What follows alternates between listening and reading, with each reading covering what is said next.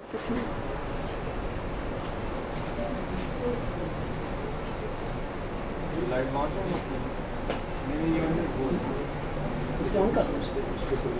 पाक नाम से जो नहायत मेहरबान रहम करने वाला, जो इज़्ज़त देने वाला, जो रिज़्क़ का रज़ाक जिसने पैदा किया और जिसके कब्ज़े में मेरी रूह है। आज हमारे पास जो टॉपिक है वो एज बाई डिज़ीज़ का आखिरी हिस्सा है, 60 और 100, और फिर उसका एक छोटा सा पार्ट 100 एंड अबव। तो पीछे जितनी भी हमने बातें की हैं वो एक हद तक वो हमने सारी स्टडी आपको बताई कि पैदा होने से पहले, पैदा होने के दौरान, पैदाइश के बाद, 1 साल से 12, 12 साल से 18, 18 साल से 40 और 40 से 60। जो पहला लेक्चर था मेरा जिसमें हमने कहा था कि prenatal, perinatal, postnatal जो मसाइल हैं वहाँ अगर बुनियाद सही रखी जाए तो फिर आपकी ज़िंदगी जो बाकी है वो सेहतमंद गुजरेगी। बहरहाल अब हमारे पास तो पेशेंट आएगा, जो आएगा वो तो 60 के बाद आएगा, क्यों उसने हमारे पास रिवर्स होके तो नहीं आना। तो हमने देखना है कि अब 60 के बाद हम उसको कैसे देख सकते हैं, कैसे ट्रीट कर सकते हैं। और ये वो मरहला है जो सबसे मुश्किल मरहला है। एक वो मरहला था जब हमने पैदाइश से पहले, पैदाइश के दौरान और पोस्ट नेटल जो 1 साल की एज का मरहला था वो भी बड़ा मुश्किल मरहला था। वहाँ चीज़ों को समझना वो बहुत मुश्किल था। एक तो हमने उस पर बड़ी सैर असल गुफ्तगू की है कि कैसे बच्चों को सेहतमंद बनाया जाए, पैदाइश उसकी कैसे ठीक हो, कैसे हो, किस तरह वो ज़िंदगी बेहतर गुजार सकता है। उसके बाद फिर एक लाइफ है, इमोशनल लाइफ है, फिर मैरिटल लाइफ है, वो सारा एक सफ़र हम तय करके आए। और आज हमारे पास जो पेशेंट आएगा वो आपके पास बहुत सारे मसाइल, जिस तरह के बच्चों का इलाज करना बड़ा मुश्किल है, इसलिए एजेड लोगों का इलाज करना भी दुनिया में सबसे मुश्किल है।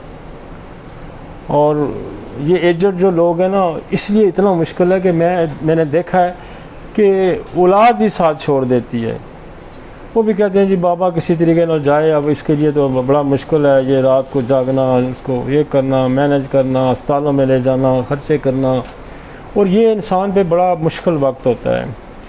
और इस वक्त वो चूँकि ज़िंदगी के सफ़र, बड़ा तवील सफ़र तय करके थका भी होता है, हर लिहाज से उसके सिस्टम वीक हो जाते हैं, सारा कुछ होता है। इसमें हमने पूरा एक चैन बनाया, हम आपको समझाएंगे कि कहाँ से ख़राबियाँ होती हैं, कैसे होती हैं, कैसे उनको ठीक किया जा सकता है। और इसमें बड़े बड़े मज़े के भी चीज़ें हैं कि इंसान रिवर्स भी करता है, मतलब एज रिवर्स करती है, उसकी एज आगे चली जाती है। हमने देखा है कि दुनिया में, आप यूरोप में देखें ना, 50-60 साल एवरेज एज थी, अब 80-90 साल एवरेज पे लोग ले गए उसको, ठीक है। अमेरिका में इधर लोगों ने बड़ा काम किया है इस पर, और किस तरह से मैनेज किया जा सकता है, किस तरह से सेहत की इस्लाह की जा सकती है। बहुत सारे तरीके निकले हैं, कोई आर्टिफिशियल ऑर्गन्स निकले हैं, कोई दवाइयाँ निकली हैं, बहुत सारी चीज़ें।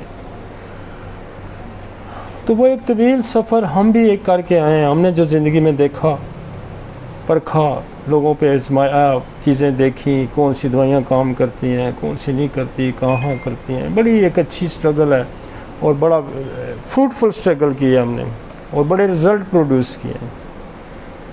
और वो मैं ज़रा इस जो पार्ट है हमारा, ये उसको में हम डिस्कस करेंगे, और इंशाल्लाह इससे लोगों को फ़ायदा भी पहुँचेगा। और जो मेरा एज वाइज जो लेक्चर है, ये भी दुनिया में एक यूनिक लेक्चर है। इस टॉपिक पे कभी डिस्कस नहीं हुआ, हमने पहली दफ़ा इस पर डिस्कशन की, बजाय कि आप सारी ज़िंदगी के मामलात को 2-2, 3-3 घंटे बैठ के उस पर बातें सुने करें। आप एक स्पेसिफ़िक एरिए पे जाएं और उस पर ये जो हमने मैनेजमेंट उसको ट्रीटमेंट हमने, ये जो एज वाइज डिजीज़ का, इस पे मैं बहुत मेहनत है, और ये 40-50 लाख बंदे पे मेरा वर्क है। ये थोड़ा सा काम नहीं है, 40-50 लाख बंदा मैंने देखा है, अंदाज़न का 40 से अबव भी होगा। तो ये थोड़ा सा डाटा नहीं है। लोग कहते हैं ना डॉक्टर अली जो है वो ऐसे ही ना बात सुनता है ना कोई करता है, फ़ौरन स्लिप मारता है अगले के मुंह पे, ऐसी बात नहीं है। इसके पीछे मेरे बरसों का सफ़र है, बड़ी लंबी तवील मसाफत है, और बहुत लंबा काम किया हमने। 12-12, 13-13, 14-14, 18-18 घंटे भी मैंने काम किया। तो साइंस बिलीव इस बात पे करती है कि आपकी थ्योरेटिकल जो नॉलेज है उसको आप ऑब्जर्वेशन और प्रैक्टिकल्स में लाएं, और तब दुनिया उसको मानती है, अदरवाइज़ दुनिया नहीं उसको मानती। तो हमने ना फेसबुक पे रोलर डाला ना कुछ डाला, हम फील्ड में काम करते रहे, हमने काम किया है, और वो काम जो है ना वो अब हम लोगों को सामने लेके आ रहे हैं कि ये काम हमने किया, इस तरह किया। लोग कहते हैं, कुछ लोग जो है ना मुझे सिखाते हैं कि केस टेकिंग कैसे की जाती है। उनको ये नहीं पता कि 40 लाख बंदे की तो मैंने केस टेकिंग की ही है ना। और मैं जब से प्रैक्टिस में हूँ, अल्लाह का शुक्र है कि मेरे दरवाज़े ही लोगों ने तोड़े हैं अंदर आने के लिए कि इस तक एक्सेस कैसे हो सकती है। तो केस टेकिंग जो है ना, ये जो है ना फेसबुक की है, ये मुझे केस टेकिंग सिखाएंगे जिनके पास 2 मरीज़ भी नहीं है।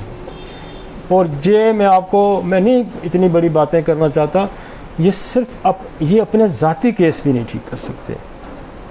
जो इनके ज़ाती मसाइल है ना, उसके लिए भी डॉक्टर अली से ही रजू करते हैं, वो भी इनसे नहीं ठीक रखते। जिसकी आप सारा दिन केस टेकिंग करते रहते हैं कि मैं बीमार, खुद बीमार हूँ, मेरा बच्चा बीमार है, मेरी माँ बीमार है, मेरा भाई बीमार है, तो उसके लिए तो आपके पास बड़ा टाइम होता है केस टेकिंग का, तो वो भी आपसे नहीं ठीक होते। और इतनी फजूल लोग हैं जिनको जो आसान फरामोश भी हैं और जो गुस्ताख भी हैं, जो आसान फरामोश भी हैं और गुस्ताख भी हैं। जहाँ से किसी से बंदा कोई एक लफ्ज़ भी सीखता है, उसकी इज़्ज़त करता है, एहतराम करता है। इनके अंदर ना वो तकरीम है, ना वो इज़्ज़त है, ना ये नमक हराम भी हैं। हो सकता है इन्होंने यहाँ कितना कुछ आके खाया भी हो। तो इनके लिए लफ्ज़ बड़ा मैं गलत इस्तेमाल कर रहा हूँ, लेकिन मुझे दुख होता है कि ये जब ये कहते हैं कि जी उसको क्या पता है, उसको नहीं पता, वो 400 मरीज़ ऐसे ही देख लेता है, 300 मरीज़ ऐसे ही देख लेता है।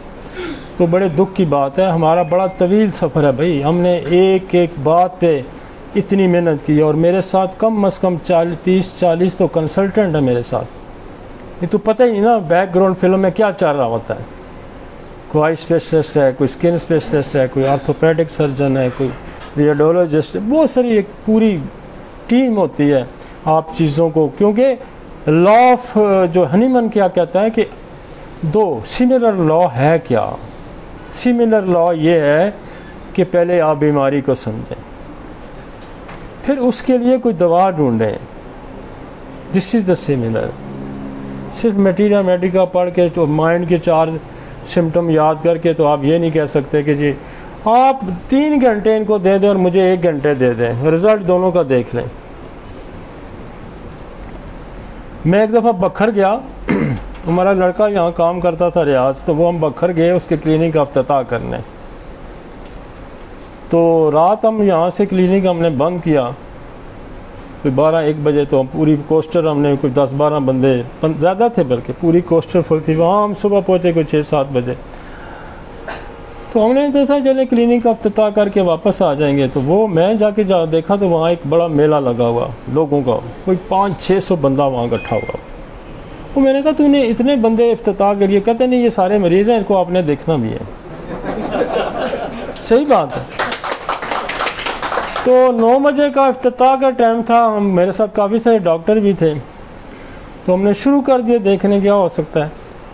तो कोई मैं 50-60 मरीज़ देख गया कोई घंटे के अंदर 60 एक देख गया होगा, मतलब 1 मिनट में जैसे देखता हूँ मेरा स्टाइल है।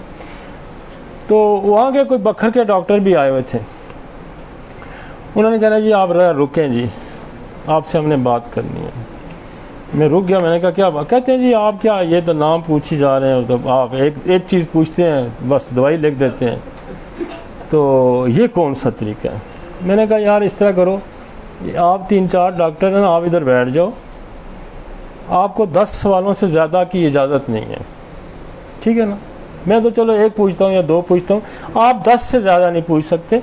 आप 10 सवाल पूछें और फिर दवाई लिखें और फिर ये मरीज़ मेरे पास भेजें। अब वो पूछे तुम्हें ये है, वो कहे नहीं, तुम्हें ये है, वो कहे नहीं, तुम्हें ये है, वो कहे नहीं, तुम्हें ये है, कहे नहीं।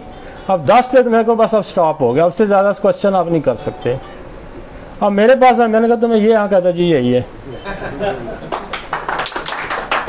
मैं शाम 4 बजे तक मैंने वो 400-500 मरीज़ फारग कर दिया। वो कहने जी ये क्या? मैंने कहा यार मैं तो कोई 200-300 किलोमीटर 400 किलोमीटर दूर से आया हूँ, मैं तो इनको जानता ही नहीं, मैं तो पहली दफ़ा इनकी शक्लें मैंने देखी हैं, मैं तो इन बंदों से।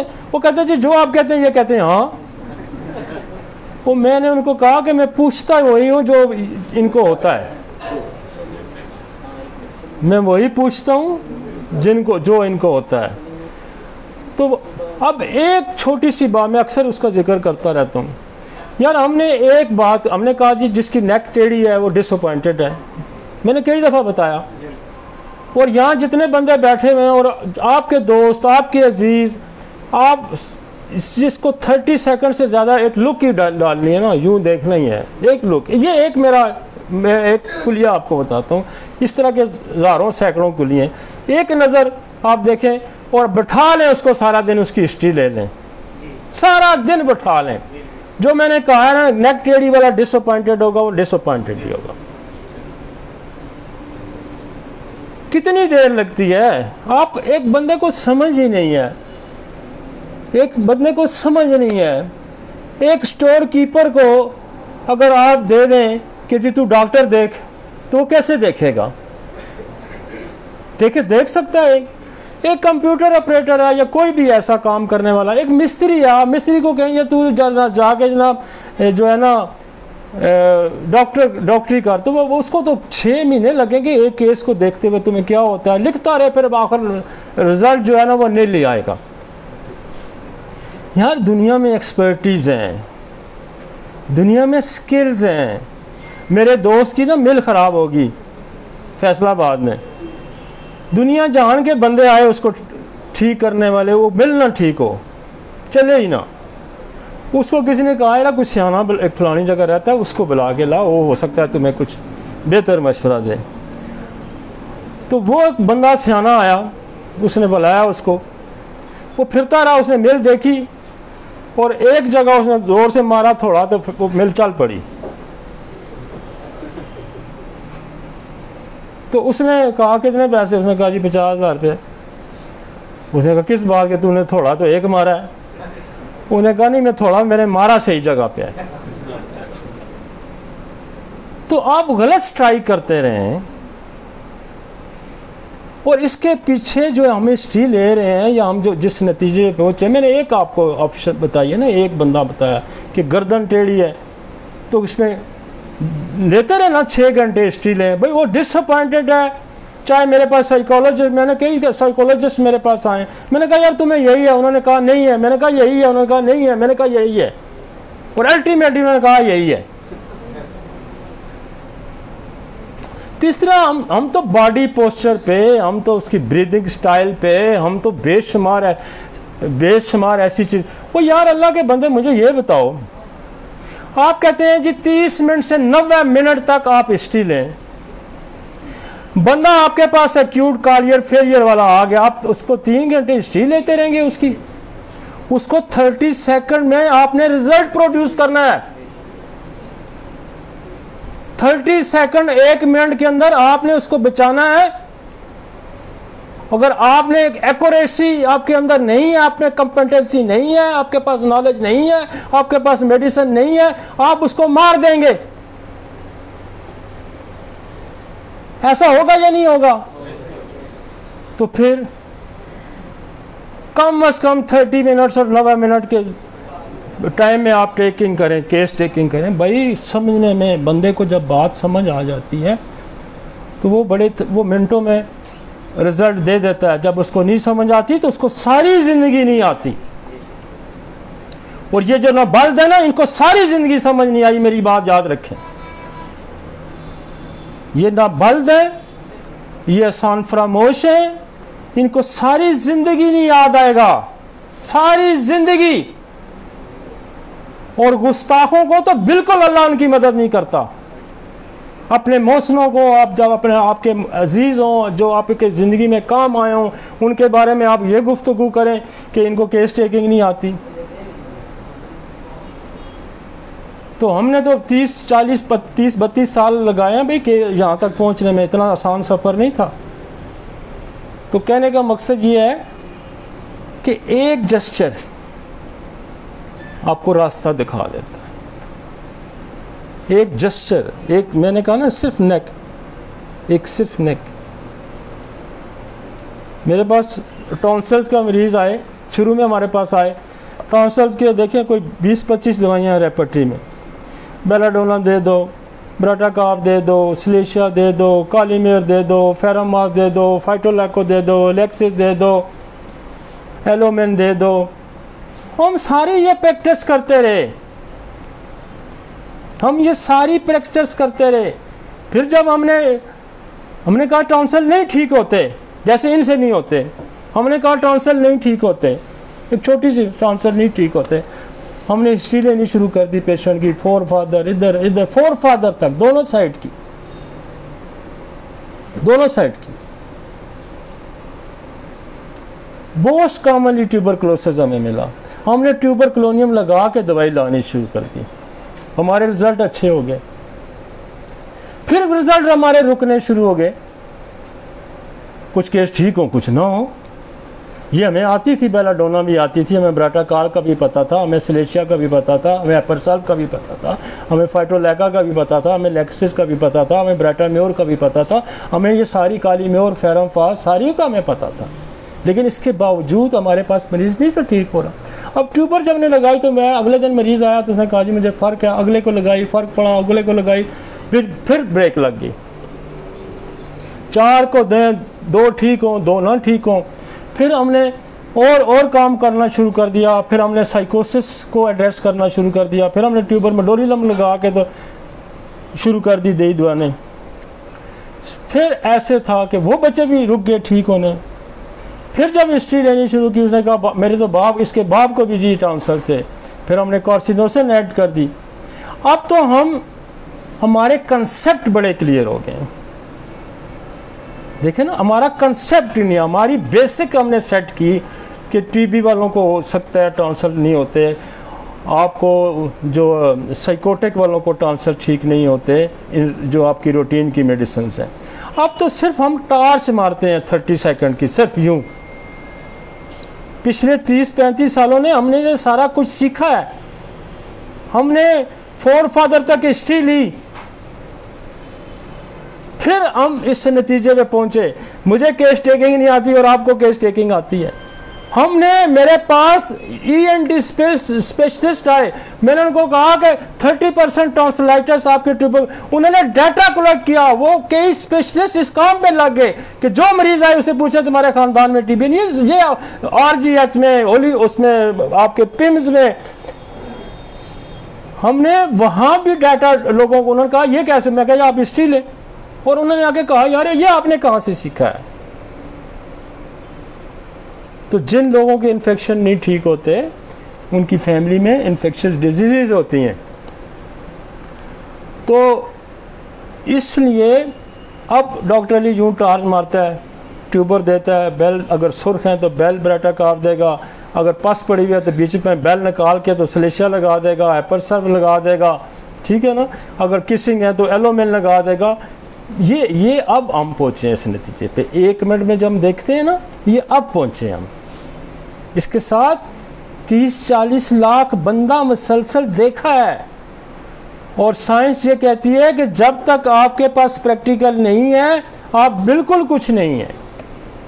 साइंस जो है वो सच्चाई बिलीव इसीलिए करती है कि दे प्रूव प्रैक्टिकली उसके मुशाहिदे में क्या आता है। तो ये जो हम ये सफ़र आज हमारा 60 साल से ऊपर का सफ़र हम शुरू कर रहे हैं डिजीज़ का, इसके पीछे भी एक लंबी तगोदो है, बड़ा लंबा सफ़र है, बड़ी कठिन सफ़र है। हम रुके, लोगों की हड्डियों में दर्द नहीं ठीक हो रहे, हमें क्या नहीं हो रहा, फिर क्या करना है, क्या करना है, क्या करना है, फिर हम यहाँ पहुँचे। लाइन जी, टॉपिक पे आते हैं। सॉरी, मैं असल में इसलिए मैं इसलिए थोड़ा सा बोल रहा हूँ, मैं इसलिए बोल रहा हूँ, खुदा गवाह मेरी ज़ात का मामला होता तो मैं शायद ना बोलता। मैं इसलिए बोल रहा हूँ कि ये सिस्टम को डिरेंज करने वाले लोग, ये सिस्टम को डिरेंज करने वाले थे। ये कहते हैं 5-7 हज़ार रुपया लो मरीज से, ये ठग हैं, ठग। 5-7 हज़ार लो मरीज से, क्योंकि इनके पास घेर कूर के 2-4 मरीज आते हैं, वो 10-15 हज़ार उनसे फंड लिया। ये रोज़े क़यामत मेरा हाथ होगा और आपका गिरेबान होगा। ये मेरी बात याद रखें। आपने इंसानियत के साथ जुल्म किया है और आपने लोगों को लूटा है, आपने इस प्रोफेशनली आपने लोगों को ब्लैकमेल किया है, आपने बिल्कुल एक क्राइम किया है। ये क्राइम में आता है कि आप मरीज को चक्कर दे के उसे पैसे बटोर लें। और कौन सी मेडिसिन ऐसी है जो 10,000 रुपये की आती है, 20,000 रुपये की आती है? भाई कौन सी होम्योपैथी की दवाई है? मुझे बताएं ना, हमें पता है। एक शीशी लो तो सारी जिंदगी खत्म नहीं होती। तो ये क्राइम है, ये क्राइम हमको नहीं करने दे रहे। ये उनको दुख है, तकलीफ इनको ये है कि उधर जाके 300 रुपये की 1500 की दवाई ले आते हैं लोग और हम उनसे 4-5-10 हज़ार रुपया फंड लेते हैं। ये तकलीफ है। ये तकलीफ नहीं है कि मैं किस केस टेकिंग नहीं जानता, ये तकलीफ है। और ये तो बच्चों आपको तकलीफ होगी, ये तकलीफ होगी, इसलिए कि हमने मरना है, हमने कल जाना है और हम मनो मिट्टी के तले जाना है। और मैं ये बोझ नहीं बर्दाश्त कर सकता कि मैं लोगों को लूटूं, और हम ये भी नहीं बर्दाश्त कर सकते। हमें पता है कि कोई लूट रहा तो हम उसको भी रोकेंगे, बिल्कुल रोकेंगे। ये नहीं है कि कोई कहे कि हम इस तरह लूट रहे हैं, बिल्कुल नहीं। ये कंप्यूटर की और ये सारी फेसबुक के ड्रामाबाजियां करके आप लोगों को लूटते हैं, ऐसा हम नहीं करने देंगे, आपको बिल्कुल नहीं करने देंगे। आप ये सोच लें, आप अपना किबला आप दुरुस्त कर लें। आप किसी अच्छे उस्ताद के पास जाएं। हमने बेशुमार लोग ट्रेंड किए हैं, KPK में, इधर सिंध में, पंजाब में, पिंडी हमारा रिच है होम्योपैथी के अल्फाज से। इनसे आके सीखें आप, और बैठे जूते उतार के इनके पास आए और इसे इनको कहें कि हमें भी सिखाएं ये कैसा तरीका है जिससे हम जल्दी मरीज ठीक कर सकते हैं। तब आपका किबला दुरुस्त होगा। खुदा से माफ़ी मांग लें, ये वक्त है आपके पास, वगरना एक वक्त ऐसा आएगा कि खुदा आपको माफ़ भी नहीं करेगा, बिल्कुल नहीं करेगा। इनसे सीखें। पिंडी में बहुत सारे अच्छे डॉक्टर हैं, इस्लामाबाद में हैं, वाह में हैं, बेशुमार। ये मोरी पूरी पट्टी जो हमारी है, टिल्लो जाके गलगित तक, टिल इधर क्या नाम है, पारा चिनार, और ये सारी पट्टी जो है माशाल्लाह बड़ी रिच हो गई है होम्योपैथी के लिए। जाके इनसे सीखें, इनसे सीखें और रिज़्क़ हलाल कमाएं। ये रिज़्क़ हराम है, समझे। और अगर आप मजीद कुछ और बोलेंगे तो फिर मैं डायरेक्ट आऊँगा, फिर मैं आपको बताऊँगा। मैं लोगों को जाओ इनके क्लिनिक विजिट करो, इनके क्लिनिक पे देखो ये करते क्या हैं। 6-6, 4-4 घंटे की ये हिस्ट्रियाँ लेते हैं और आखिर में कंपाउंड देते हैं। ये हमें पता है। तो फिर वो कंपाउंड से तो फिर थोड़ा बहुत कोई काम चल जाता है ना। ये तो सिंगल रेमेडी प्रैक्टिस तो इतनी आसान नहीं है ना, ये बड़ी मुश्किल है। तो वो ड्रामाबाजी करके पंजे से 4-5-6 हज़ार रुपया ले लेना और उठा के जनाब को कंपाउंड देना। मैं कहता हूँ वो कंपाउंड देने वाले इनसे फिर लाख दर्जे बेहतर है। गो के मेरा कोई बिलीव नहीं है और मैं इस्तेमाल नहीं करता हूँ, मैं उसका सख्त क्रेडिट क्यों, और मैं सख्त उसका मुखालफ हूँ कंपाउंड का। लेकिन मैं ये समझता हूँ इनसे वो फिर भी लाख दर्जे बेहतर। वो 10-20 मरीज तो देख लेते हैं ना होम्योपैथी के नाम पे। वो होम्योपैथी के नाम पे कोई 10-20-30 मरीज तो देख लेते हैं। तो आइए जी टॉपिक पे आते हैं, एज फ्रॉम 60 to 100 ईयर्स।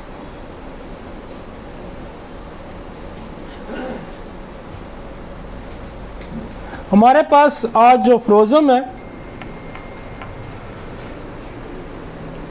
सिर्फ वो अमराज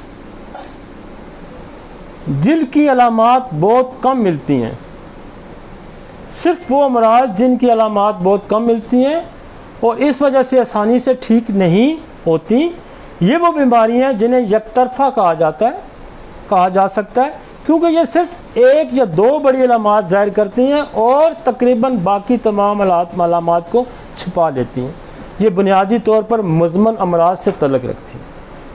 तो वो ये कह रहा है कि बाज़ केसेस ऐसे होते हैं कि जो बड़ी उनमें अंदर क्लैरिटी नहीं होती। दुनिया में सबसे अच्छा तरीका जो है ना मामलात को सुलझाने का, चाहे वो दुनिया का कोई मामला है, चाहे वो सोशल है, चाहे वो इकोनॉमिकल है, चाहे वो फिज़िकल है, उसके हल का एक ही तरीका है कि आपको कॉज उसका पता हो, कॉजेटिव फैक्टर पता हो और उसके मुताबिक आप उसकी रेमेडी तलाश करें। अगर आपको कोई क्लियर इंडिकेशन नहीं है तो फिर इस पेशेंट को, लेकिन ये जब अनीमन ने ये बात की थी उस वक्त हमारे पास दवाइयाँ भी बहुत कम थी, बड़ी महदूद दवाइयाँ थी। और बड़ी बात है कि इतनी महदूद दवाइयों के बावजूद लोग होम्योपैथी से ठीक होते थे। आज देखें ना, हमारे पास एक बहुत बड़ी रेंज है मेडिसिन की, बहुत बड़ी रेंज है। और अब अगर हम ये आने वाली नस्लों को हम ये पैगाम दें कि जी हम जो है ना वो इस तरह से ठीक नहीं होता, तो वो आपके जवाब को नहीं मानेंगे। तो इसमें इतनी क्लैरिटी उसने कहा है कि सिर्फ वो अमराज जिनकी अलामात बहुत कम मिलती हैं और इस वजह से आसानी से ठीक नहीं होती, ये वो बीमारियां हैं जिन्हें यकतरफा कहा जा सकता है, क्योंकि सिर्फ एक या दो बड़ी अलामात ज़ाहिर करती हैं और तकरीबन बाकी तमाम हालात को छुपा लेती है। असल में डिजीज़ जो है ना वो अपने आप को कैमोफ्लेज भी करती है। डिजीज़ अपने आप को कैमोफ्लेज करती है। मरीज़ आपको डिट्रैक्ट करता है, जब आपके पास आता है ना आपको कंफ्यूज करता है। पिछले दिनों मुझे बड़ा एक खूबसूरत सा किसी ने लतीफ़ा भेजा, वो कहता है कोई मरीज़ गया डॉक्टर के पास, तो उसने कहा जी कितनी फ़ीस है, उसने कहा जी 2000 रुपया फ़ीस है। तो उसने कहा यार कुछ तो काट कर, उसने कहा नहीं मैं 2000 ही लेता हूँ, मेरी तो फ़ीस ही 2000 है। उसने बताया, वो पूछा कि तुम्हारी बीमारी क्या है, बीमारी तो बताओ ना उस बंदे को। उसने कहा तू फ़ीस कम कर फिर मैं तेनों बीमारी दसता। उसने कहा फ़ीस तो मैं नहीं करनी, उसका फिर लबदार है अब जो 2000 जो देना तो लब तू बीमारी।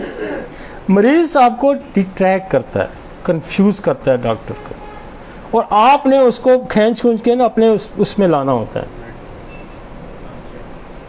वो मेरे पास भी मेरा वो कहानी शुरू कर देगा, मैं लैलपुर से आऊँ, मैं फतेह जंग से आऊँ, फलाना हुआ, ये हुआ। और मैंने कहा यार जो मैं सवाल करता हूँ उसका जवाब दे, तेरे में रास्ते के सफ़र के बारे में मेरा कोई सरोकार नहीं है। वो इतनी लंबी छेड़ देगा कहानी, लेकिन आपने बड़े सिलेक्टिव प्रॉपर क्वेश्चन रखने होते हैं ताकि आप उसको इधर उधर ना होने दें। लेकिन वो आपको कंफ्यूज करेगा, कंफ्यूज उसके अंदर बीमारी करती है। बीमारी जो ऐसी होती है वो जो है ना वो उस शख्स की दुश्मन होती है, वो उसकी समझ अक्ल को ट्रैप कर देती है। तो लिहाजा जो यही स्किल्ड है डॉक्टर का कि फिर उसे कैसे वो प्रोवोक करता है, वो कैसे प्रोवोक करता है। जैसे मैंने आपको एग्जांपल दी ना, आप डिसअपॉइंटेड बंदे से पूछते रहे, वो कहेगा ऐसा तो है ही नहीं, ऐसा तो है ही नहीं, ऐसा तो है ही नहीं। लेकिन चूंकि मैं उसकी गर्दन मैंने टेढ़ी देखी हुई थी, मैं तो पहले पर्स पे भी हाथ रखता था ना, पर्स पे भी हाथ रख लेता था, तो मैं उसको कहता तुम्हें ये है।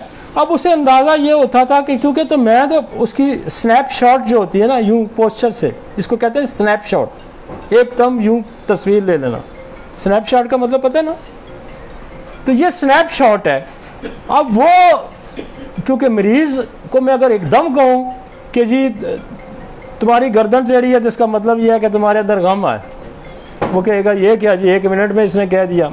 मैं पर्स पे हाथ रखता था, लोग पर्स पे बड़ा यकीन रखते हैं कि पुराने यकीन तबीब जो है ना पर्स देख के बता देते कि तुम्हें क्या है। अब मैंने पर्स पे हाथ रखना, मैंने कहा तुम्हें ये है, वो फिर कहता था नहीं नहीं नहीं, चूंकि इसने नब्ज देख लिया, इसको पता है।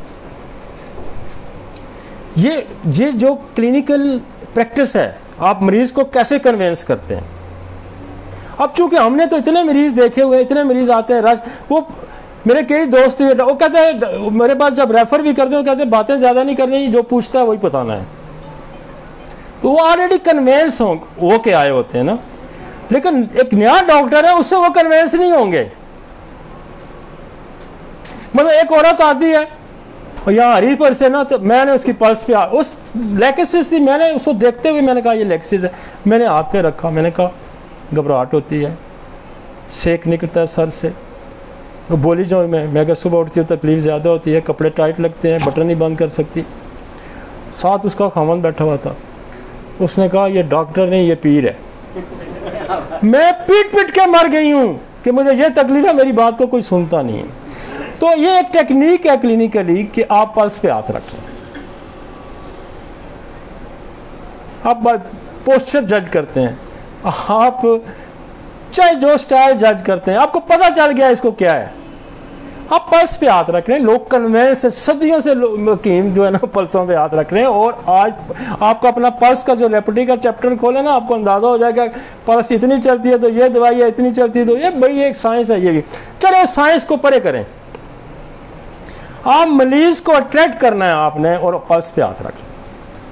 टेक्निक है ना, क्लिनिकली टिप्स है। मरीज को आप जो कहेंगे ना, वो कहेंगे तुम्हें ये होकर मान जाएगा। उसे कहेगा इसने पल्स पे हाथ रखा हुआ। और जब आप ट्रू पिक्चर उसकी बोलते जाएंगे ना, वो बहुत ज़्यादा कन्वेंस होगा। एक तबका आपका जो है ना, वो बहुत मॉडर्न तबका है, पढ़ा लिखा तबका है। वो कभी भी पल्स पे भी वो यकीन उसका उठ जाता है और वो कहता है कि मेरी क्लिनिकल फाइंडिंग टेस्ट करवाए जाए, लैब टेस्ट करवाए, मुझे है क्या है ना। एक तबका आजकल जो आ रहे हैं लड़के पढ़े लिखे या जो जितने भी हैं, वो आपको अब उसके लिए ज़रूरी है कि आप उसको कहें आपको ये है, मेरी नज़र में ये ऐसा है, लेकिन मैं आपको टेस्ट भी रिक्वायर करता हूँ। अब मैं ज़ुबान देख के कहता हूँ कोटेड ज़ुबान है, खोलो मुंह, कितने दिन से बुखार है जी, बुखार उतर नहीं रहा जी, 15 दिन से नहीं उतरा, महीने से नहीं उतरा। हम कुछ भी नहीं देखते, हम सब कहते हैं ज़ुबान दिखा ज़रा, ज़ुबान दिखा, ज़ुबान कोटेड है तो हम कहते हैं टाइफाइड है। मैंने कहा आपको टाइफाइड है, साथ में उसको रेफ़र भी कर देता हूँ फॉर इन्वेस्टिगेशन, टेस्ट करवा लो। वो आता है अगले दिन कहता है जी टेस्ट तो पॉजिटिव है, टाइफाइड है। आपने काम अपना करना है, लेकिन उसको टेस्ट लिख दें, उससे आपकी फाइंडिंग और अच्छी हो जाएगी, आपका एतबार और अच्छा जाएगा। तो ये क्लिनिकल जो चीज़ें हैं जिसको आपने, तो मुझे जब मैं इस तरह से बात चीज़ें बताना शुरू करते हैं तो लोग कहते हैं जी आप कोई जादू शादू भी जानते हैं। मैंने कहा नहीं। तो फिर आपको कैसे पता? मैंने कहा यार ये प्रैक्टिस से आपको एक साइंस है, मेडिकल साइंस, इस तरह से आपको पता चलता है। यकीन माने कई बंदे कहते हैं आप कोई जादू शादू भी जानते हैं। तो ये क्लिनिकल कुछ ऐसी चीज़ें हैं कि आपको अगर, और मैं आपको बताऊं एक और बड़ी मज़े की साइंस है ये भी, कि जब आप पल्स पे हाथ रखते हैं ना तो आपका बॉडी टू बॉडी कनेक्शन हो जाता है, माइंड टू माइंड। और बाज़ दफ़ा नहीं पता होता, यकीन माने नहीं पता होता इसको क्या है। अब ने जो ही पल्स पे रखा, एक कम्युनिकेशन बहाल हो गया और वो चीज़ें आनी शुरू हो जाती हैं। ये एक प्रैक्टिस है, ये जब आप बार बार करते हैं जो चीज़ें नहीं वो भी आ रही होती हैं। आप एक क्वेश्चन करेंगे, दूसरा करेंगे, मरीज़ खुलता जाएगा। एक नहीं आया जवाब, दूसरे का नहीं आया, तीसरे का नहीं आया, चौथे पे आप पल्स पे हाथ रखें, आपका मरीज़ खुल जाएगा। क्यों? एक आपका कॉम्बिनेशन, उसका कम्युनिकेशन बहाल हो जाता है। हम तो आई कॉन्टैक्ट से हम यूं करके भी कम्युनिकेशन बहाल करते हैं, यूं करते हैं और उसकी जो लुक होती है वो, अब मैं इम्पोटेंसी के पेशेंट की मैं लुक यू आई में कांटेक्ट करूंगा ना, मैं उसकी लुक जान जाता हूं, 1 मिनट में मुझे पता चल जाता। सिटिंग पे जब आके पेशेंट बैठेगी तो अगर वो टुवर्ड्स दर्द, मैं उसको यूट्राइन प्रॉब्लम मैं पहले ही पकड़ लेता हूँ उसको, और मैं यूं ही रख के उसको, अब तो खैर मैंने पर्स लिखनी में, मुझे उस दिन भी एक बड़ा दिलचस्प, मुझे उसने एक खातून थी बड़ी पुरानी मेरे पास आती हैं, तो मुझे कह रही है डॉक्टर जी नब्ज़ तो मेरी देखो। मैंने कहा मैं नब्ज़ छोड़ दिए देखनी। कहती तुम इस्लामी हो गए हो। मैंने कहा बीबी नहीं, इस्लामी तो नहीं हो गया, मैंने तो आजकल जो है ना वो चेहरा पढ़ना शुरू कर दिया। तो चूँकि जो पुराने आदि लोग हैं ना, वो नब्ज़ देखेगा। मैंने कहा नहीं, मैं अब नब्ज़ मैंने देख, तो हम फेस कॉन्टेक्ट थे भी हम बहुत सारी चीज़ें ले लेते हैं। वो ये जो आप सुनते रहेंगे ना, आते रहेंगे, तो आपको बहुत सारी चीज़ें समझ आती रहेंगी। ठीक हो गया जी? आए जी टॉपिक पे आते हैं। मुझे कई लोगों ने ये कहा कि यार आप लेक्चर से ना डिट्रैक हो जाते हैं, इधर उधर निकल जाते हैं। वो मैं कहता हूँ यार मैं इधर उधर निकल जाता तो ज़रूर हूँ, लेकिन बहुत ही ज़रा मैथमेटिक किस्म का भी लेक्चर जो है ना, लोगों को समझ नहीं आती, ऊपर से गुजरा जाती है। यही बात है ना। तो वो चूँकि वो कहते हैं ये तो 2 और 2 4 बता रहा है, 4 और नहीं, जो साइंस है इसमें जो है ना, किसी को समझाना दुनिया में सबसे मुश्किल, टीचिंग सबसे मुश्किल काम। जिस तरह से आपने चीज़ों को कंसीव किया, इस तरह चीज़ों को डिलीवर करना, अगले के जहन में बैठाना दुनिया का सबसे मुश्किल काम। तो ये हम कोशिश ये करते हैं कि आपको किसी तरीके से जो जिस तरह से हम समझें आपको उस तरह से समझा दें। At this stage vital force become weak. ये वो स्टेज है कि यहाँ वाइटल फोर्स कमज़ोर हो जाती है। This stage is a very complicated, मतलब 60 और 100 साल का जो अरसा है ये वेरी कॉम्प्लिकेटेड है। कॉम्प्लेक्स डिजीज़ आ जाती हैं।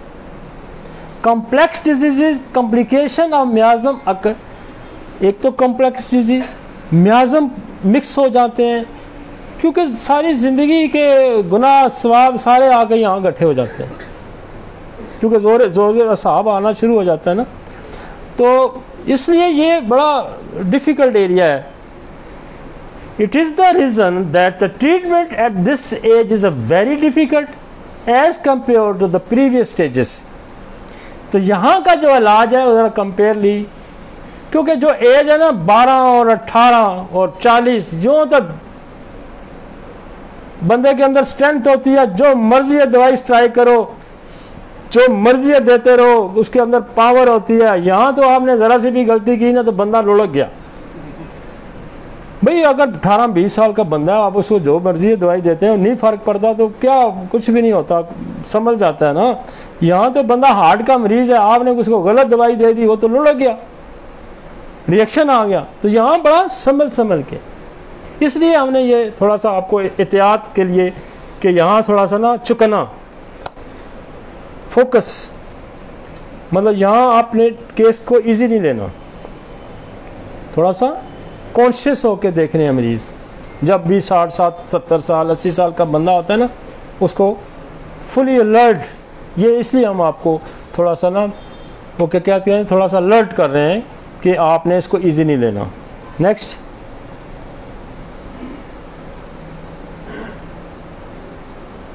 नेक्स्ट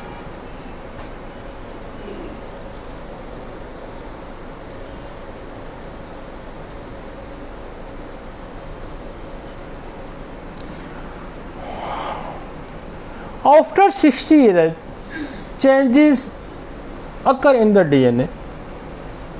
60 साल की उम्र में जब बंदा पहुंचता है, साइकोसिस की लाइफ है। साइकोसिस आपने एक्वायर किया ना तो 30-40 साल सफ़र तय करके वो टिश्यू से शुरू होती है।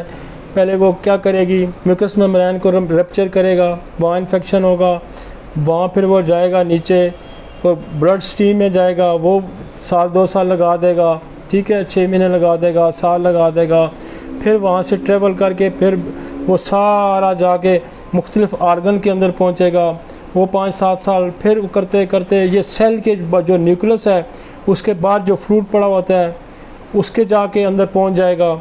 इसको 25-30-20 साल लगेंगे। फिर ये मुसलसल जो न्यूक्लियस की वॉल है उसको ये स्ट्राइक मारता है, स्ट्राइक मारता रहता है अंदर जाने की, जैसे किले को तोड़ते हैं, किले की जब आप जंग होती है ना, तो फिर किले की दीवार को आखिर जब बंदे सारा रैया फतह करके आ जाते हैं, तो फिर बादशाह जो है ना वो किले पे छुपा होता है, बैठा हुआ फौज सारी इधर उधर, तो किले की दीवारें बड़ी मजबूत होती हैं, फिर उसको वो स्ट्राइक करते हैं, और जो ही किले की दीवार ब्रेक होगी ना तो बस समझो किला फतह हो गया। तो ये जो दुश्मन है, जो बीमारी है, ये इंसान का दुश्मन है, लाइक दैट। ये बिल्कुल नेचुरल सारे फैमिली में है, ये सारे नेचुरल चीज़ें हैं। जैसे फाइट होती है, जंग होती है, ये भी एक जंग है। तो वो जाके ना आपके सेल के अंदर साइटोप्लाज्मा में जाके बैठ जाता है। अब वहाँ से फिर वो लगा रहता है कि किसी तरीके से ना मैं डीएनए तक एक्सेस लूँ। फिर वो 25, 30 साल, 40 साल में डीएनए की वॉल को ब्रेक करके, तो उसको जो न्यूक्लियस की वॉल को ब्रेक कर डीएनए तक पहुँच जाता है। तो फिर वहाँ जाके इसने जीन्स के अंदर चेंजेस लाने शुरू कर देती है। वो 5 साल लगते हैं, वो 10 साल लगते हैं, वो 2 साल लगते हैं। तो हमने ये कहा कि हमने स्टार्ट ही वहाँ से लिया, क्यों 60 साल हो गए, तो उसने ज़िंदगी में पता नहीं किन किन मसाइल से वो गुजरा होगा, किन किन इन्फेक्शन से गुजरा होगा, और आखिर जो है ना वो डीएनए तक उसके मसाइल पहुँच चुके होते हैं। This is the different causative factor for this changes, और इसके डिफरेंट फैक्टर्स हैं। इस डीएनए के खराबी के कहते हैं कि आप बेशुमार फैक्टर्स हैं, कॉजेटिव फैक्टर्स हैं। This variation varies person to person, और ये जो है ये हर बंदे की अपनी सर्कमस्टांसेस, उसकी पास्ट हिस्ट्री, उससे करना पड़ता है कि आपने इंडिविजुअलाइज करना है। आपने उसको देखना है कि इसके अंदर कौन सा कॉज आ रहा है, सिफिलिस आ रहा है, साइकोसिस आ रहा है, उसको चोट लगी है, उसके साथ क्या मसला, उसको एड्रेस करना। It depend on the personal and family history, for example TB, साइकोसिस, syphilis and other miasmatic diseases, ये जाके डीएनए तक एक्सेस लेती हैं। It's take 40 to 50 years to reach the DNA. लेकिन जो बच्चा पैदा होगा वो माँ के पेट में इसको ट्रांसफ़र हो जाएगा, वो डीएनए उसका वहीं करप्ट होकर बाहर आएगा। इसलिए बच्चे माजूर पैदा होते हैं, इसलिए बच्चों के अंदर बहुत से मार मसाइल होते हैं। तो बेसिकली जो ये मैं उस बंदे की बात करूं जिसने खुद कोई डिजीज़ एक्वायर की, खुद हासिल की, वरासतन लेके आया, तो वो काम तो शुरू से ही काम हो गया।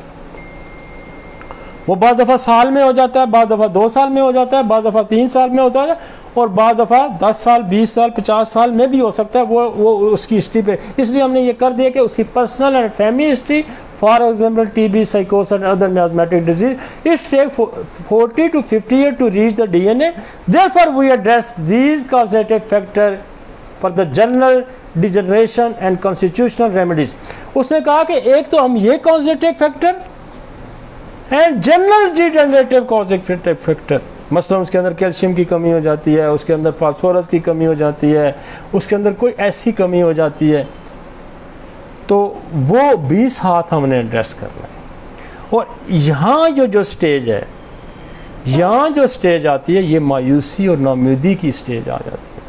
उसको पता होता है कि अब 10 साल, 20 साल, 50 साल, अब गेम जो है ना ओवर होने वाली है।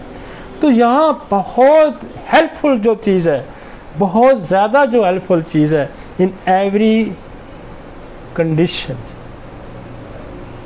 क्योंकि आपको ना बाद दफ़ा आपके अंदर थ्रिल हो तो आप चीज़ों को अच्छा कोप कर लेते हैं। तो यहाँ एक बहुत बड़ी दवाई है जो बहुत ज़्यादा यहाँ रोल प्ले करेगी, वो है ऑरोमेट। ये आपको यहाँ बहुत हेल्पफुल होगी, हर जगह पे, बहुत सारी जगहों पे मैं डिस्कस करूँगा।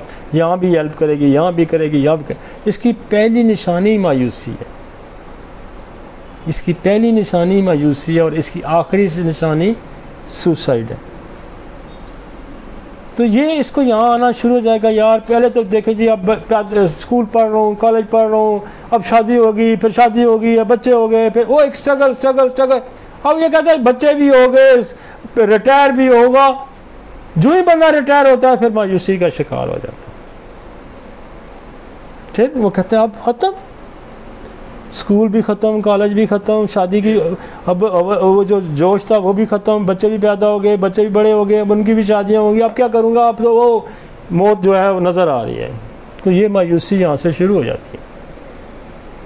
और ये वो स्टेज है कि अब लेटेस्ट रिसर्च चाहिए कि यहाँ ग्रोथ हार्मोन बनने बंद हो जाते हैं या बहुत ही स्लो हो जाते हैं, जिसने आपकी बॉडी की सारी नशो नुमा करनी होती है। तो मायूसी पहला आंसर है यहाँ पे।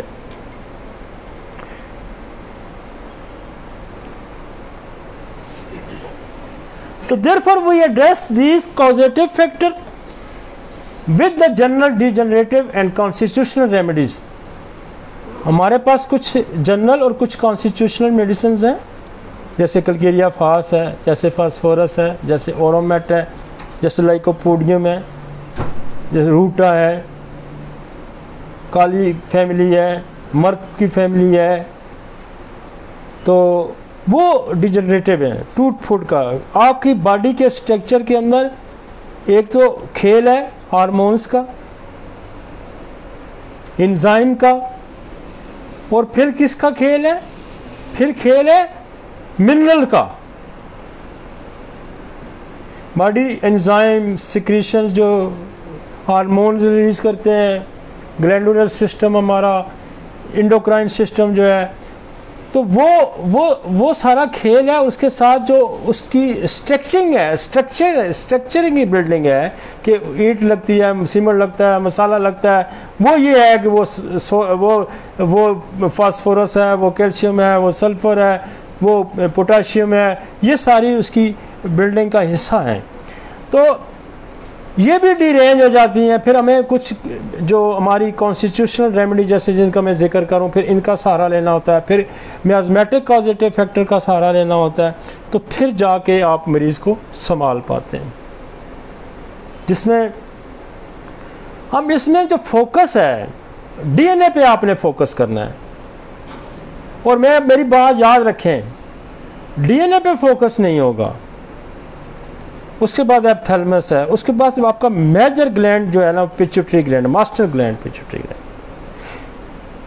इस पे आप फोकस नहीं करेंगे तो मामला जो है ना ये आप इस एज के लोगों को संभाल नहीं पाएंगे। इसलिए जहाँ से प्रोग्रामिंग आ रही है, प्रोग्रामिंग किससे आ रही है, डीएनए से आ रही है। डीएनए पे फोकस कर, डीएनए क्यों डिस्टर्ब हुआ है, जीन क्यों मोटेशन है, उसको फोकस करना, उसको उस तक एक्सेस लेना। उस तक ना अल्फा एक्सेस ले सकते हैं, सती मेडिसिन उस तक एक्सेस नहीं लेंगी। उस तक एक्सेस डीप एक्टिंग मेडिसिन है, लॉन्ग एक्टिंग मेडिसिन। तो डीएनए तक एक्सेस किन दवाइयों का है, एक्सरे का है, सोल का है, कार्सिनोसन का है, सिक्रीनम का है, एंथ्रेक्सिनम का है, एपीस्टेरिनम का है, मेडोरिनम का है, सिफलिनियम का है, बेसिलियम का है, ट्यूबरक्लोनियम का है, वारी का है, बेसिलियम टेस्टिस का है, मलेरिया ऑफ है, टाइफाइडिनम है, इकोलाई है, एच पेरोई है, क्लैमिडिया है, इंट्राकोकस है, क्लस्बीला है, स्ट्रेप्टोकोक्सिन है। अब ये कॉम्प्लिकेशन ऑफ बैक्टीरिया है। लेकिन दौरे जदीद में एक और भी हमारे लिए मसला है कि इस स्टेज में कहीं ना कोई कैंसर भी हो चुका होता है, कोई 40 की रेंज में, कोई 50 की रेंज में, उन लोगों को कीमोथेरेपी भी हुई होती है, उनकी रेडिएशन भी होती है। हमने 2 मेडिसिन डाली हैं जो बहुत कॉमनली, विल्क्सस्टाइनम है जो कीमोथेरेपी की है, कीमोथेरेपी से ये बनती है, या साइक्लोफॉस्फेमाइड है, ये भी कीमोथेरेपी की। तो जिन लोगों को कीमो हुई होती है या कैंसर वायरस के स्टेज होते हैं तो हम उनको ये भी यूज़ करवाते हैं। अब तो और बड़ी अच्छी रेंज आ गई है कि जो भी कीमो लगती है उसकी मेडिसिन भी आ गई है। जो बहुत कॉमन कीमोथेरापीज़ हैं उनकी मेडिसिन इसके अलावा भी आ गई हैं। और अगर आपको, हमारे पास खुद भी मेडिसिन है, जैसे आपके पास है कैडमियम सल्फ, ये कीमो के साइड इफ़ेक्ट्स को बहुत अच्छा ठीक करती है। आपके पास सोल है, आपके पास रेडियम है, आपके पास एक्सरे है, आपके पास नक्स व मिका है। तो ये ऐसी दवाइयाँ हैं जो कीमो के असरात को, तो ये भी आपके जहन में होनी चाहिए। तो एलोपैथिक ड्रग्स हैं, वो कैसे? मेरा अगला इंशाल्लाह लेक्चर आ रहा है, हम वो जो हम नई सीरीज शुरू करने लगे हैं वो है सप्रेशन। सप्रेशन और उसके 2-3 मेन पार्ट हो गए, emotional suppression, disease suppression and drug suppression. हम लोगों को ये बताएंगे कि इमोशनल सप्रेशन से क्या होता है, और डिजीज़ अगर आप ठीक ना कर सकें, उनको दबा दें, तो उससे क्या क्या तमाशे लगते हैं। फिर गलत दवाइयों के इस्तेमाल से क्या क्या तमाशे लगते हैं, इस पे हम, और ये मेरा पहले लेक्चर हो चुका है, मैंने आज से कोई 7-8 साल पहले हमने दिया है, 10 साल पहले, और वो 32-33 घंटे का मेरा ये लेक्चर है। और ये हम इसको रिवाइज़ करना चाह रहे हैं क्योंकि वो लेक्चर सारा सही अवेलेबल नहीं है, तो मैं इसको करूँगा। तो फिर मैं आपको बताऊँगा टीबी से क्या होता है, फिर टाइफाइड से क्या होता है, डिजीज़ सप्रेशन क्या क्या डिजीज़ सप्रेशन है, हम इन्फेक्शन डिजीज़ सारी करेंगे। फिर हम इमोशनल को करेंगे कि इमोशन सप्रेस होते हैं तो क्या होता है। तो ये मेरा अगला लेक्चर इंशाल्लाह आएगा, इसको भी लोग पसंद करेंगे, और इससे इंशाल्लाह होम्योपैथी को बहुत ग्रो करेगी होम्योपैथी।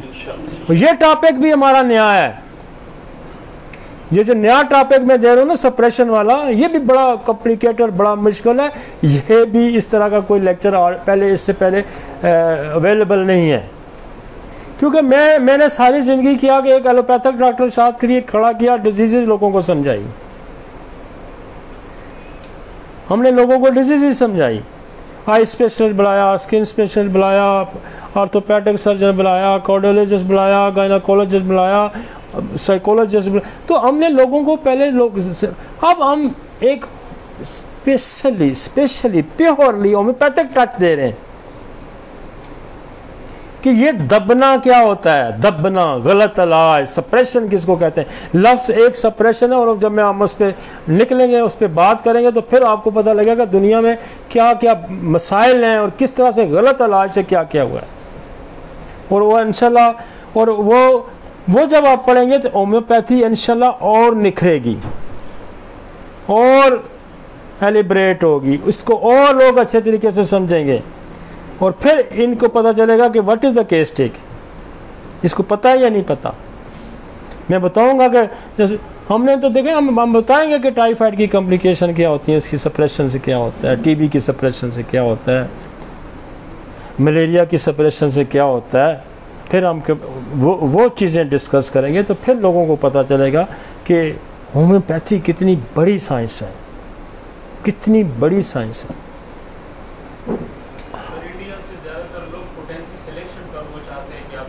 नहीं, पोटेंसी सिलेक्शन पे मैं कम्प्लीमेंट्री या उस पर जो रिलेशनशिप पे जो दोस्त है मेरे साथ जो बैठे होते हैं, ये कुरैशी साहब हैं या बुटा या इजाज़ अली, सारे मुझे कहते हैं कि रिलेशनशिप पे एक हम लेक्चर करेंगे कि दवाइयों की जो तालमेल है एक दूसरे साथ, उनका तल्लक है, पोटेंसी कब कहाँ सेलेक्ट करनी है, ये हम इंशाल्लाह इसको करेंगे कि पोटेंसी का बड़ा रोल है, पोटेंसी का रोल बहुत बड़ा है। और उसको बाद दफ़ा मैं कहता हूँ ना, जैसे हम स्टेफिस हमारे पास है, एस्टी लागो है, फ़र्ज़ करें हम मास्टरबेशन में देते ही 30 में है,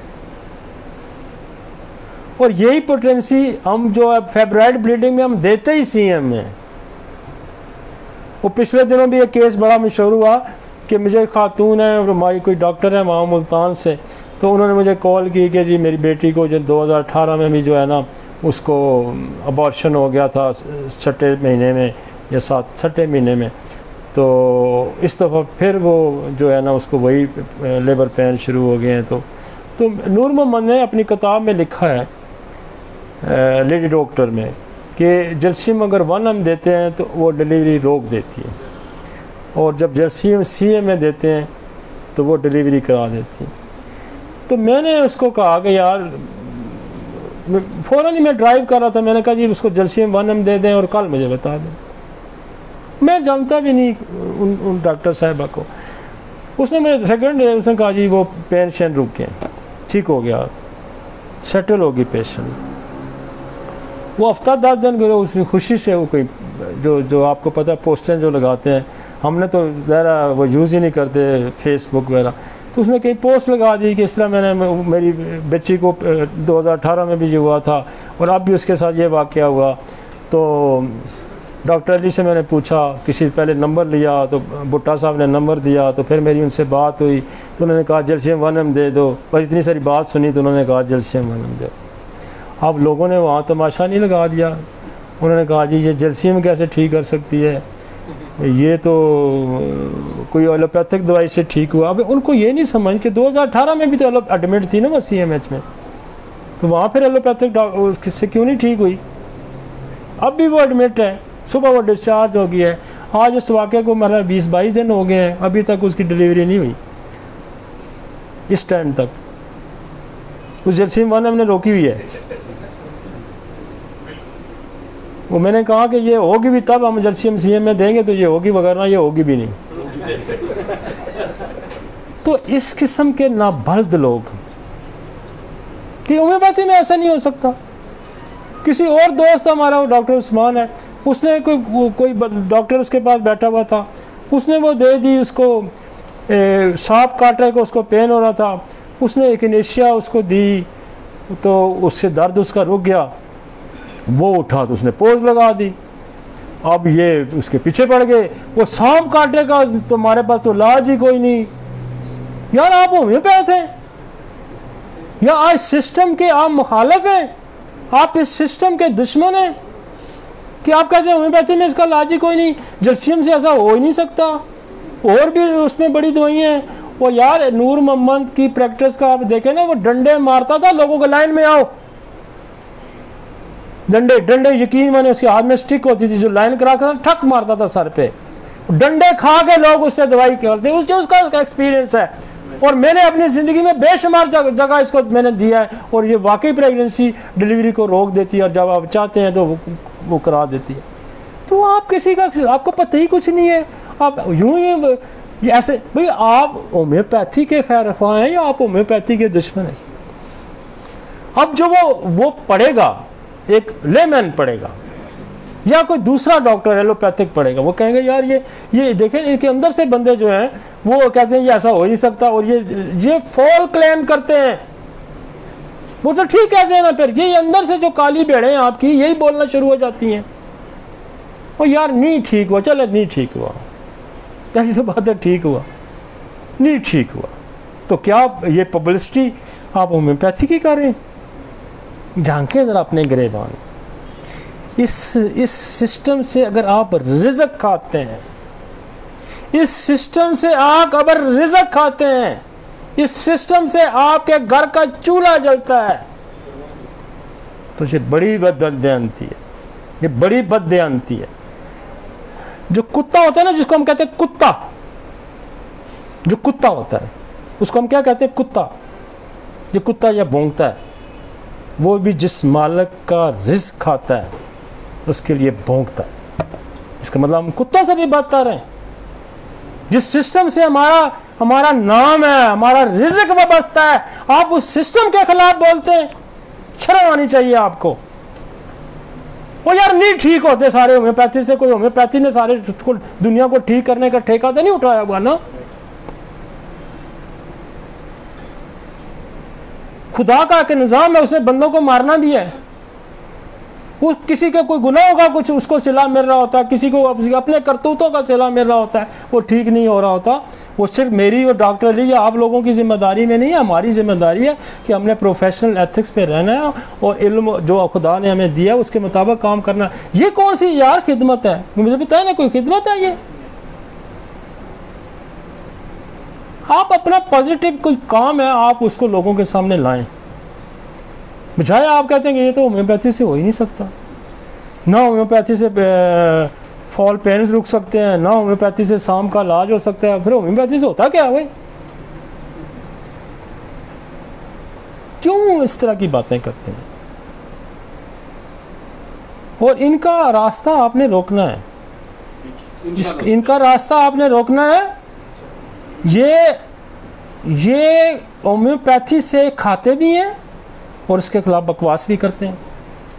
आप कदम बढ़ाएं, हम आपके साथ हैं सर। ये होम्योपैथी के खाते भी हैं और उसके खिलाफ होते हैं। ये इसीलिए मैं कहता हूँ ये नमक हराम है,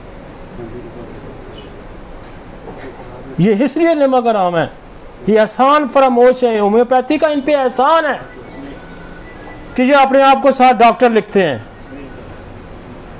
ये होम्योपैथी का एहसान है इन पे, और फिर उससे आप पेट पालते हैं यार, उससे आप पेट पालते हैं अपना, उससे तो रिज़्क़ तुम्हारा वाबस्ता है। उस रिज़्क़ का भी तुम उस रिज़्क़ का भी तुम्हें ख्याल नहीं है कि जो सिस्टम तुम्हें रिज़्क़ दे रहा, आप उसके भी खिलाफ बोलते हैं। मेरे खिलाफ बोलना है तो आओ किसी और तरीके से बोलो, जर्सियों के खिलाफ तो ना बोलो ना, इग्नेशिया के खिलाफ तो ना बोलो ना। जी मेरी ज़ात आपको, मेरा नाक नहीं अच्छा लगता, मेरे बाल नहीं अच्छे लगते, मेरा नहीं अच्छा लगता, तो आप मेरे खिलाफ बोलो, लेकिन सिस्टम के खिलाफ ना बोलो, सिस्टम के खिलाफ मत बोलो।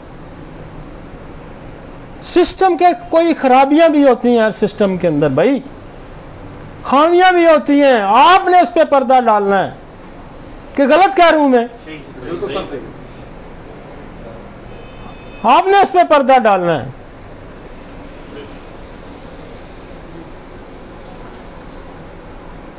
अब इसमें से एक पॉइजन ग्रुप भी आ जाता है, इसकी भी एक्सेस है डीएनए तक। लेक्सिस है, नाजा है, क्रोटेलस है, वाइपरा है, बंगारस है, बोथ्रोब है, कोनियम है, और आपकी आर्सेनिक है, मर्क्स फैमिलीज की काफ़ी सारी रेंज है। और उसके बाद फास्फोरस है, कलकेरिया है, सिलेशिया है, ओरम है, कलकेरिया फ्लोर है, कलकेरिया सल्फ है, काली की बड़ी काफ़ी सारी फैमिली है, काली की, काली फास है, काली म्योर है, काली सल्फ है, तो इसकी काफ़ी सारी फैमिली है। तो उसको भी आप देखें, काली साइनाइट है, नेट्रियम म्योर है, नेट्रियम सल्फ है, नेट्रियम कार्ब है, इसकी भी एक फैमिली है काफ़ी सारी, कलकेरिया की फैमिली है। ये सारी डीप एक्टिंग मेडिसिन है। फिर हमारे मेटल्स हैं काफ़ी सारे, जैसे फेरम है, आपका अर्जेंटम फैमिली है, और इस तरह से आपका ओरम फैमिली है।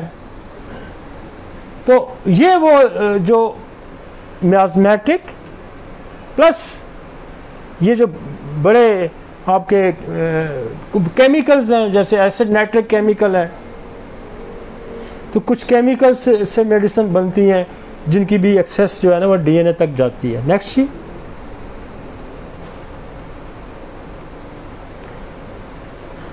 Ophthalmos, this organs connect your endocrine system। ये जो है एप्थैलमस है, बेसिकली ये ब्रेन के अंदर का एक वो है पॉट है। This organ connects your endocrine system with your nervous system. Its main job is to tell your pituitary gland to start और स्टॉप मेकिंग हार्मोन्स। इसका काम यह है कि ये पिट्यूटरी को अलर्ट रखता है और उसको मैसेजिंग देता है और केमिकल रिलीज करता है कि ताकि पिट्यूटरी जो अपना काम, तो डीएनए में खराबी होगी तो एप्थैलमस में भी खराबी आ जाएगी, एप्थैलमस में खराबी आएगी तो पिट्यूटरी में खराबी आ जाएगी। पिट्यूटरी मास्टर ग्लैंड है जो आगे लेके बाकी थायराइड ग्लैंड को और आपका जो है उसका रीनल जो ग्लैंड है उसका है, और आपका जो है पैराथायराइड ग्लैंड है, आपके टेस्टिस हैं, आपके ओवरीज हैं, ये सारों को वहाँ से जो है हार्मोन्स रिलीज़ होते हैं और इनको स्टिमुलेट करते हैं और वर्क करते हैं। तो हमने शुरू इसलिए सेंटर से शुरू किया, हमने सेंटर से शुरू होकर हम निकले हैं कि ख़राबी वहाँ होगी तो फिर ये सारा चैन ख़राब होगा। और इसकी एक्सेस हमने मेडिसिन की आपको दी है कि ये जो मेडिसिन, इस मेडिसिन को फोकस करना है आपने मैंने पहले भी कहा है कि वो मेडिसिन जो सती एक्ट करती हैं, सती वो क्या करेंगी, आपको हो सकता है थोड़ा सा वक्ती फ़ायदा दें, लेकिन वो डिजीज़ को सप्रेस कर देंगी, सप्रेस करके कॉम्प्लिकेशन। जैसे आप शेर को मारने निकले हैं ना, तो डंडे से शेर नहीं मारना हो कि मार खाएगा, डंडे से नहीं खाता। चूहा बिल्ली तो डंडे से मार खाए, शेर नहीं खाता। उसके लिए LG का कारतूस चाहिए, फुल बुलेट, तो तब मरेगा ना। आपके पास वेपन वो यूज करना है आपने कर क्या रहे हैं, आपने तितर मारना है, बटेर मारना है, आपने क्या मारना है, आपने शेर मारना है। ये जो DNA तक एक्सेस है ना जिन बीमारियों की, ये शेर मारने के मुतरादिफ है, ये कोबरा मारने के मुतरादिफ है। कोबरा को मारना भी इतना आसान नहीं होता, कोबरा को मारना इतना आसान नहीं होता।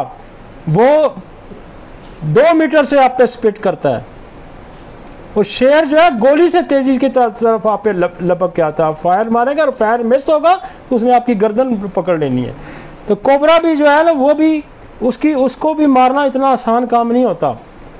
उसको अगर आपने गलत तरीके से हैंडल कर लिया, उसने यूं दूर से स्पिट मार देगा तो आपको पॉइजन आ जाएगा, आपको मिलेगा। तो कोबरा मारने की भी टेक्निक्स होती हैं। आप उसको यूं स्टिक मारेंगे तो वो यूं हो जाएगा, राइट लेफ्ट होगा तो सीधा आपके ऊपर आके मारेगा जंप। यूं आपने मारे ना उसको स्टिक यूं, तो कोबरा ने क्या करना, यूं हो जाना तो अगला हमला आपके ऊपर होगा उसका। वो इतनी फुर्ती होती है उसकी।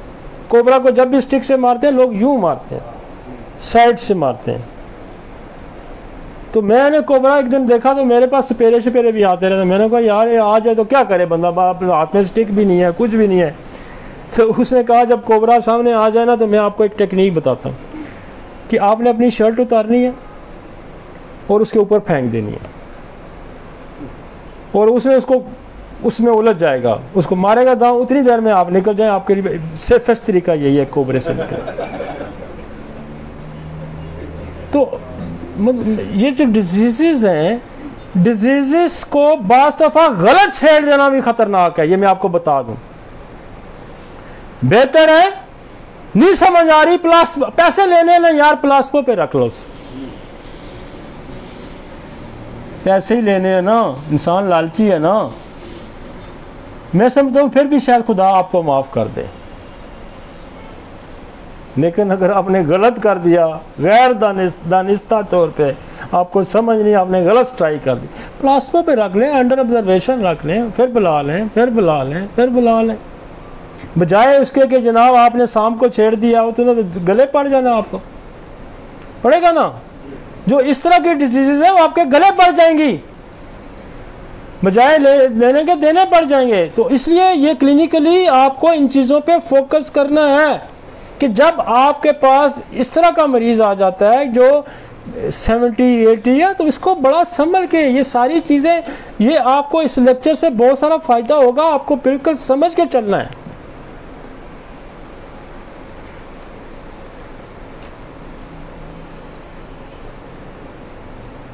आगे चलते हैं।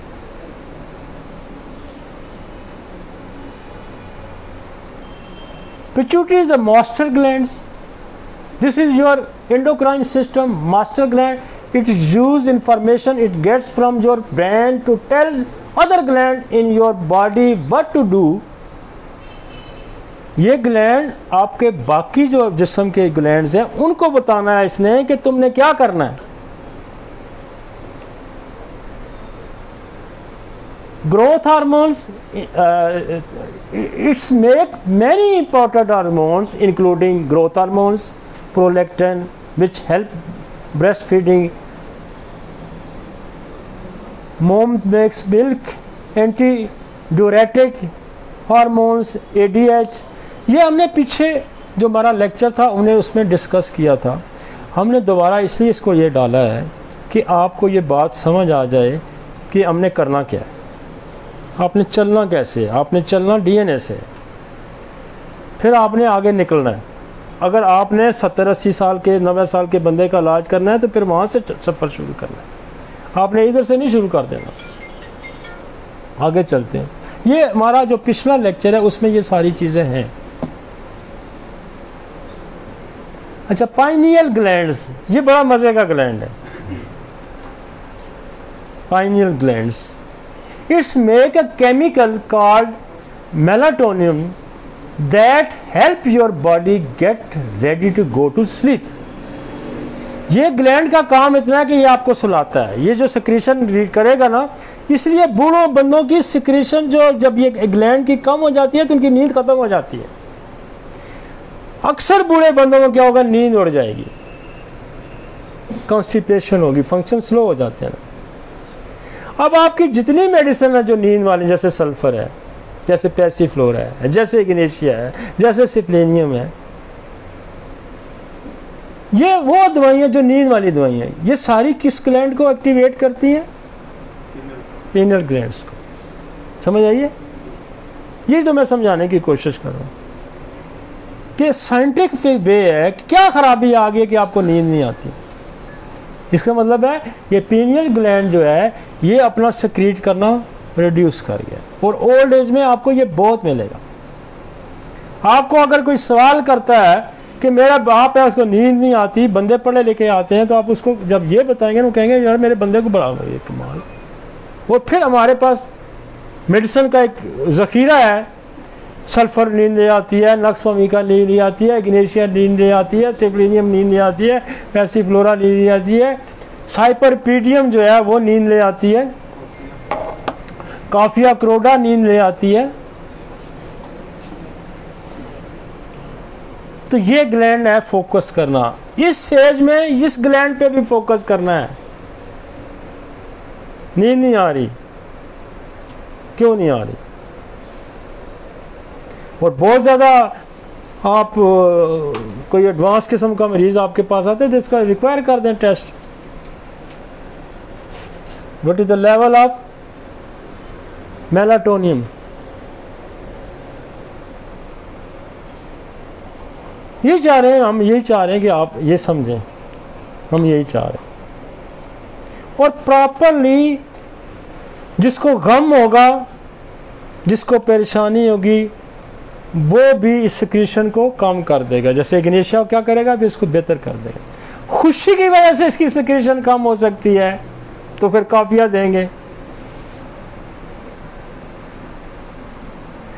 डिस्ट्रक्टिव डिजनरेशन सिफिलिस करती है, वो इसकी जो सिक्रेशन को रिड्यूस कर देगी, तो सिप्लेनियम दें, सिप्लेनियम भी नींद ले आती है। तो वो पॉजिटिव फैक्टर जो है पेनियल ग्लैंड्स को जो इसके फंक्शन को रिड्यूस कर रहे हैं, उसको हमें एड्रेस करना है। और इस दौर में मोस्ट कॉमन है, हम इग्नेशिया का कसरत से इस्तेमाल करते हैं, तो वो इसकी सिक्रेशन को बेहतर करता है। और वो अब देखें ना, पॉजिटिव फैक्टर, नींद ना आना एक अलामत है, नींद ना आना एक अलामत है, लेकिन इसके पॉजिटिव फैक्टर में 4-6 जो दवाइयां में, चारों के पॉजिटिव फैक्टर डिफरेंट है ना, डिफरेंट। वो यार आप क्लिनिक खोल लेना, नींद ना आना का क्लिनिक खोल लेना, और 7 दवाइयां हैं ना, उनको एनालिसिस करें, पेनियल ग्लैंड्स को पढ़ें, इसकी सिक्रीशन को पढ़ें, और उसके पॉजिटिव फैक्टर को एड्रेस करें। आपके पास दुनिया ऐसे भी आएगा, चलो जी नींद की दवाई तो उससे ले आऊँ। और मेरे कई ऐसे मरीज हैं कि वो कहते हैं वो जो 2-4 पुड़ियाँ खाई, अब मेरी नींद ही ठीक, वो सिक्रीशन को ठीक कर देती हैं। समझ आई? पहले कभी सुना था आपने कि नींद क्यों नहीं आती? सच सच बताएं। तो ये वो है जिम्मेदार जिसकी खराबी की वजह से नींद नहीं आती। चलते हैं जी। अब छोटे बच्चों में साइपरपीडियम जो हमारे पास आते हैं ना, अबनॉर्मल चाइल्ड्स आते हैं, उसमें हमारे पास ये साइपरपीडियम बड़ा अच्छा काम करती है। और अब जो मटीरियल मेडिकल लिखा जाएगा, अब जो रेपर्टरी लिखी जाएगी, वो रीसेट होकर निकल जाएगी, तो वो कहेगा पेनियल ग्लैंड्स की सिक्रेशन की कमी की ये दवाइयाँ हैं। सही है ना? पूरा सब हो गया।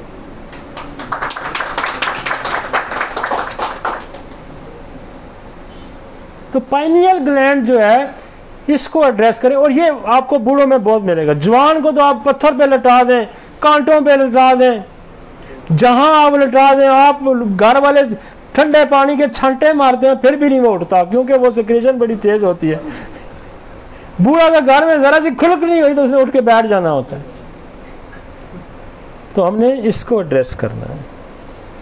मैं कह रहा हूँ ना कि एक नींद, मैं एक दिन डॉक्टर तारक तो मैं गड्ढे बैठे तो एक बाबा आ जाता था वहाँ गप्पे मारना, तो वो कहता है ओ यार मैं एक तुहानू कुलिया दसा, तो तुहाडे मरीज़ां दी लैन लग जाएगी।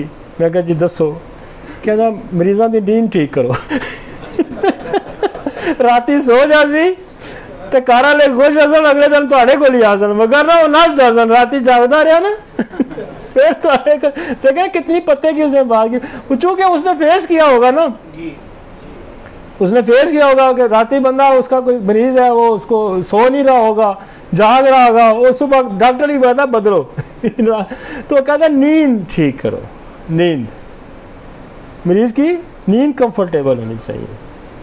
अब नींद जो है वो आपकी बहुत सारी दवाइयाँ, हम इसको फिर भी डिस्कस करें, लेकिन मैं यहाँ क्लू ये देना चाह रहा था कि इसको एड्रेस करें ओल्ड एज में।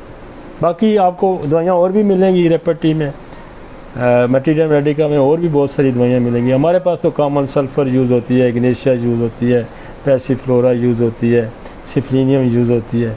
तो हमारे पास तो ये कसरत से यूज़ होने वाली दवाइयाँ, बहुत क्लिनिक्स में डिफरेंट यूज़ होती है।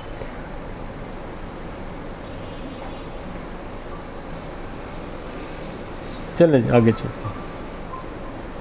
थायराइड ग्लैंड बॉडी की बड़ी नशोनुमा इसके ज़िम्मे है। हमने इसको पहले भी डिस्कस किया। This gland makes the thyroid hormones which control your growth and metabolism. If this gland doesn't make enough to condition called hypothyroidism, everything happen more slowly. Your heart might slow down, you could get constipated, and you might gain weight if makes too much hyperthyroidism. Everything speed up. Your heart might race. अब इसकी कमी बेशी जो है वो system को slow भी कर देती है और फिर रेस तेज कर देती है। तो बाबे जो होते हैं, आपने देखा ना कि रोड क्रॉस करेंगे तो यूँ स्पीड लगी होती है उनकी, यहाँ बिल्कुल स्लो करेंगे। कुछ फंक्शन तेज हो गए, कुछ फंक्शन स्लो हो गए। तो इसको भी एड्रेस करें।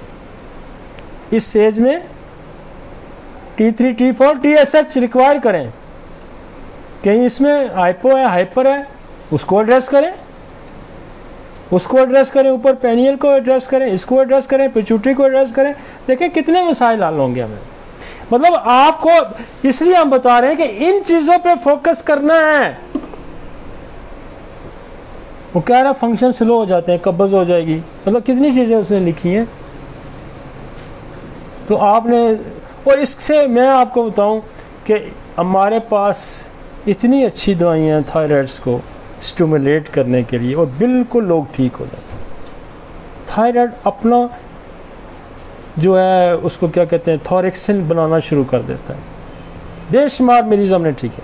इस पर एक्सरे बहुत ज़्यादा हिट आती है, इस पर ट्यूबर, इस पर बेसिलिनियम, इस पर थायरोडीनम, इस पर स्पोंजिया, इस पर आयोडम, इस पर ब्राटाकार, इस पर लाइकोपस, इसमें बड़ी मज़े की दवाई है लाइकोपस।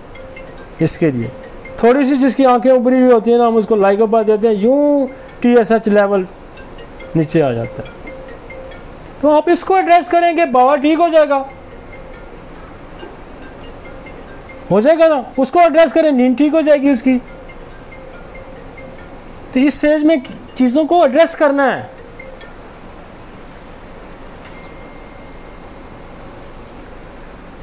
Thyroid gland also produce the hormones collection which may contribute to bone strength by helping calcium to be incorporated into bone।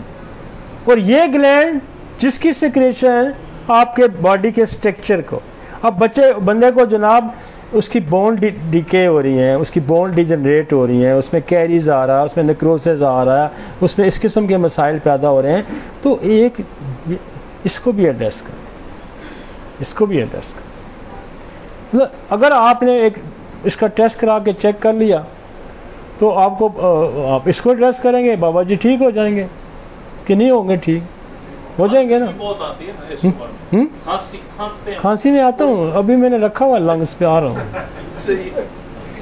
खांसी, नींद ये बच्चों को डिस्टर्ब करती है ना। बाबा रात को खांसता है, सोने नहीं देता, सोता नहीं है, उठ के फिरता रहता है, दरवाजे चेक करता रहता है। हैं? खंग नहीं रहने की, फिक्र ना करो, खंग आ रहा हूँ मैं। तो ये दवाइयाँ हैं।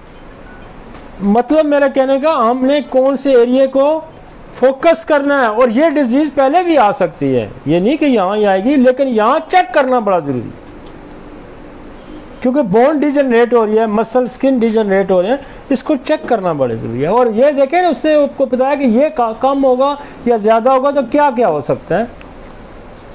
ठीक है जी, आगे।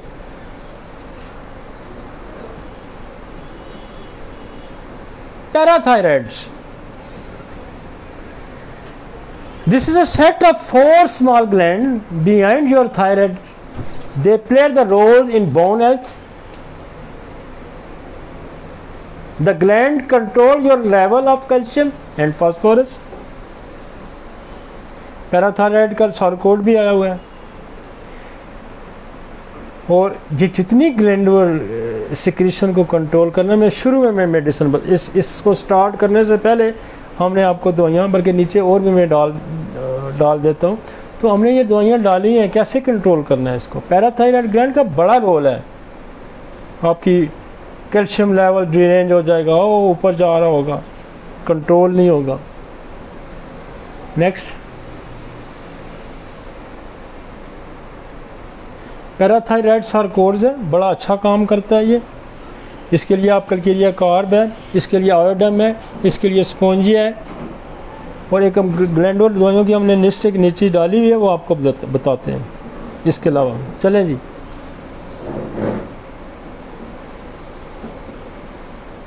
आगे चलें। लिस्ट एक नीचे डाली हुई है।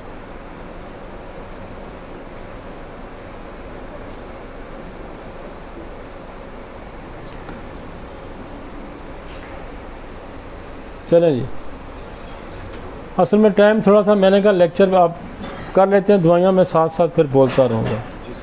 तो हमने आके इधर ही बनाया लेक्चर, तो वो टाइम बड़ा शॉर्ट था, हमने कहा कि हम टॉपिक रख लेते हैं और फिर साथ साथ उसको एड्रेस करते हैं।